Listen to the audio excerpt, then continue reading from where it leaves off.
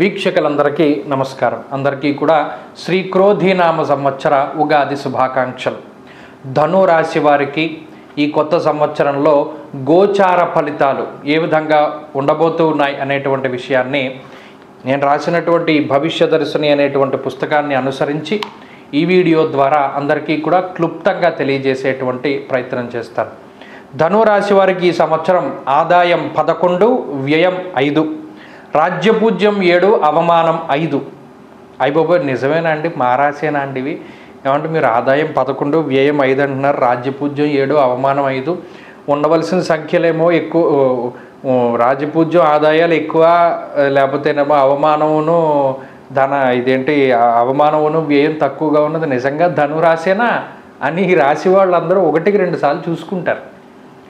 మనం గతంలో కూడా చెప్పాం, 2020 మొదలుకొని ప్రతి సంవత్సరం ధనురాశి ఏ విధంగా రూపాంతరం చెందుతుంది.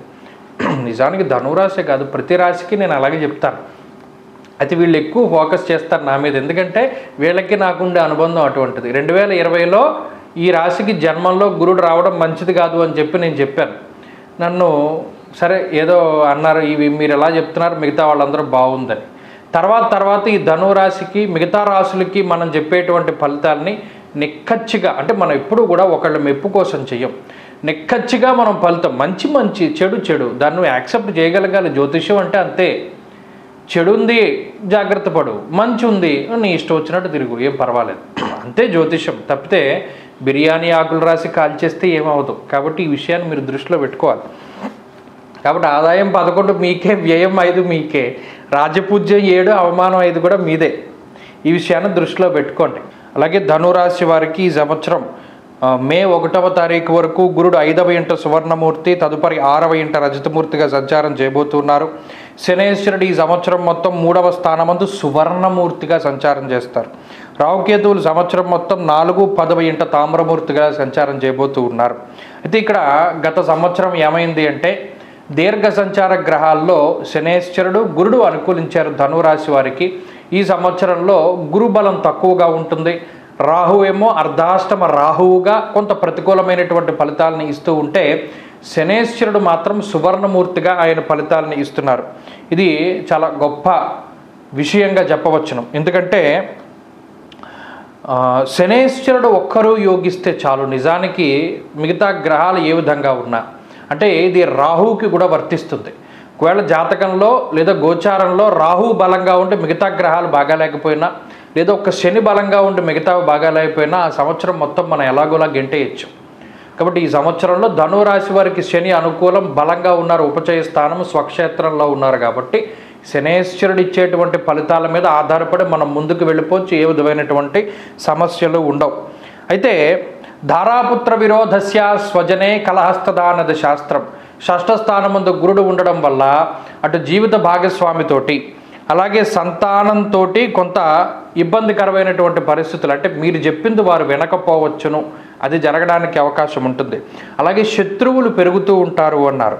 మరీ ముఖ్యంగా కుటుంబ సభ్యులతో విభేదాలు, దాంపత్య జీవనంలో సమస్యలు, లేదా సంతానంతో విభేదాలు లాంటి వాటికి అవకాశం ఉంటుంది.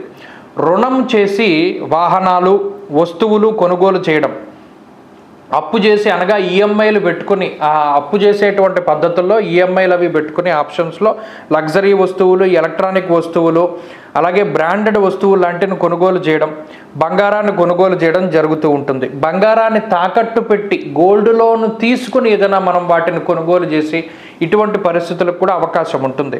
అలాగే శుభ కార్యక్రమాలు చేయడానికి అవకాశం ఉంటుంది. అగ్ని వల్ల, దొంగల వల్ల, ఉన్నతాధికారుల వల్ల కొంత సమస్యలు ఏర్పడడానికి అవకాశాలు ఉంటాయి. అలాగే గురుడు 6వ స్థానంలో ఉండగా స్థూలకాయం రావడానికి అవకాశం ఉంటుంది, అనగా ఒబేసిటీ. అలాగే ఈ పిట్యూటరీ గ్లాండ్ అని ఒకటి ఉంటుంది. ఆ పిట్యూటరీ గ్లాండ్ పాడైపోయి దానివల్ల థైరాయిడ్లు లేదా జెనెటిక్ పరంగా వచ్చేటువంటి, వంశపారంపర్యంగా వచ్చేటువంటి సమస్యలు, ఇన్హెరిటెన్స్లో కొన్ని సమస్యలు వస్తాయి. వాటి పరంగా కొంత జాగ్రత్తలు తీసుకోవాలి. అలాగే శనేశ్వరుని యొక్క 3వ స్థాన స్థితి ఎప్పుడూ ఈ రాశి వారిని కాపాడుతూ ఉంటుంది.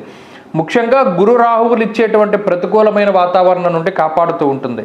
స్త్రీ భోగంచ మనస్సౌఖ్యం బుద్ధి యత్నాది సిద్ధికృతం అన్నది శాస్త్రం. అనగా ఈ సంవత్సరంలో వివాహాది శుభ కార్యక్రమాలు జరగడం, అలాగే అనుకూలవతి అయినటువంటి భార్య, అనుకూలవంతుడైనటువంటి భర్త లభించడం అనేటువంటిది ధనురాశి వారికి జరుగుతుంది. ఇష్టపడ్డటువంటి వారితో వివాహం జరగడం లాంటివి, సంతాన సౌఖ్యము, మానసిక ప్రశాంతత ఇవన్నీ కలుగుతాయని చెప్పారు.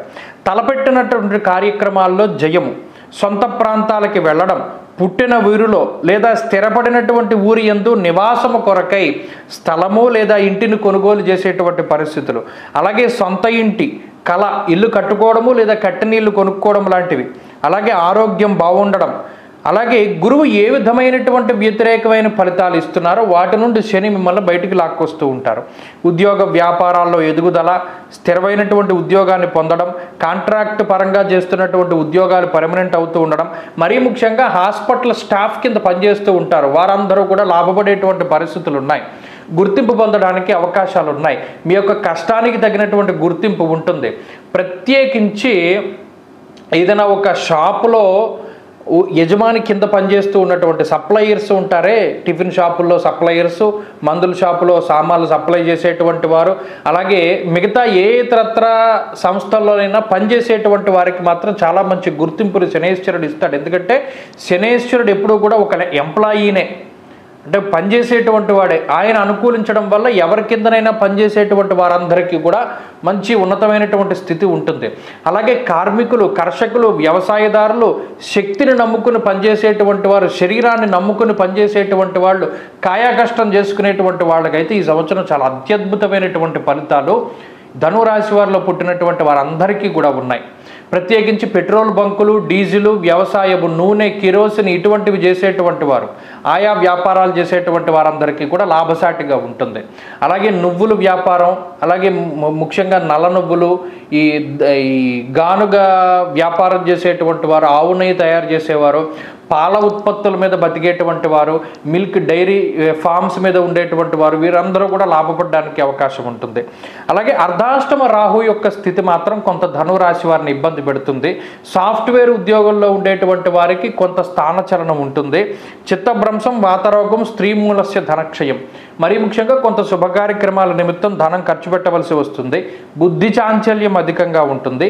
చదువుకునేటువంటి విద్యార్థులకి మాత్రం ఈ గ్రహస్థితి వల్ల కొంత ఏకాగ్రత లోపం అనేటువంటిది జరుగుతుంది. ఆ విషయం పట్ల జాగ్రత్తగా ఉండాలి. స్థిరచరాస్తుల అమ్మకాలు, కొనుగోలు చేస్తారు. అలాగే విదేశీ విద్యా, ఉద్యోగం వంటి వాటి కోసం ప్రయత్నం చేస్తూ ఉండేటువంటి వారు, విద్యార్థులకి వీరికి కొంత ప్రతికూలంగా ఉంటుంది. కుటుంబ సభ్యులతో మాట పట్టింపులకి అవకాశం ఉంటుంది. ఇతరులను నమ్మి మోసపోవడానికి అవకాశం ఉంటుంది. కాబట్టి వీరందరూ కూడా చాలా జాగ్రత్తగా ఉండాలి. ఇదే ఫలితాలు స్త్రీలందరికీ కూడా అన్వయం అవుతూ ఉంటాయి. మొత్తం మీద గురు రాహువులు ప్రతికూలంగా ఉన్నప్పటికీ శని అనుకూలత వల్ల కొంత ఉపశమనం కలుగుతుంది. అయినా ఈ సంవత్సరం శత్రుబాధ, రుణబాధ కొంత ఎక్కువగా ఉంటాయి. శరీరం బరువు పెరుగుట, వంశపారంపర్య అనారోగ్య సమస్యలకు అవకాశం ఉంటుంది. అర్ధాష్టమ రాహు దోష పరిహారం కోసమై కేజింపావు మినిమల్ని ఆదివారం దానం చేయడం మంచిది. అలాగే ఆదివారం రాహుకాలం ఉండేటువంటి సమయంలో అమ్మవారి ఆలయంలో దీపారాధన చెయ్యాలి. ప్రత్యేకించి ఈ సంవత్సరం మొత్తం మీద షష్ఠులు వస్తాయి, 2 షష్ఠులు వస్తాయి, శుక్లపక్షం, కృష్ణపక్షం. ఆ షష్ఠుల్లో సర్పసూక్తంతో సుబ్రహ్మణ్యేశ్వర స్వామికి అభిషేకం చేయించుకోవడము, అలాగే దక్షిణామూర్తి యొక్క ఆరాధన, ప్రత్యేకించి గురువారం నాడు దక్షిణామూర్తి ఆలయానికి వెళ్ళి ఆయన ఎదురుగా దీపారాధన చేసి దక్షిణామూర్తి స్తోత్రాన్ని పఠిస్తూ ఉండడం వల్ల కూడా గురుబలం పెరుగుతూ ఉంటుంది. ఈ సంవత్సరం మొత్తం ఆరాధించవలసినటువంటి దైవం అమ్మవారు దుర్గాదేవి. అనుకూల వారాలు శని, ఆది, గురువారాలు. అదృష్టరత్నం నీలము, కనకపుష్యరాగము. అదృష్ట వర్ణము నీలము, పసుపు, నలుపు. అదృష్ట సంఖ్య 6, 9. స్వస్తి.